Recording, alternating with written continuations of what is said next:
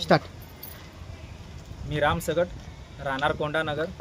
माझ्या गारमेंटचं नाव आहे Saileela prints and sports garment. गेली 7 महिने झालं मी तक्रार देतो आहे घरकुलच्या मेन ऑफिसमध्ये. तर इलेक्ट्रिकलचा प्रॉब्लेम माझा तिथला सॉल्व्ह होत नाही.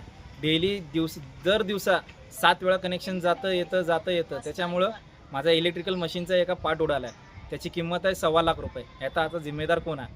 हा सेकंड वेळा झालेला आहे. ह्याच्या अगोदर पण झालं होतं 8 महिने अगोदर. तेव्हा पण आम्ही पाठपुरावा केला होता, लेखी अर्ज दिलं होतं, तरी पण तो प्रॉब्लेम तिकडला सॉल्व्ह झाला नाही. दररोज कमीत कमी 7 वेळा लाईट जाते आणि येते. लेखी अर्ज कोणाला दिलो? लेखी अर्ज दिलेल्या मेन साहेबांना. मग इथले साहेब काय म्हणतात? इथले साहेब करतो म्हणून 8 महिने झाले यांनी असंच टाळाटाळ केलेत. काम तर काही झालंच नाही.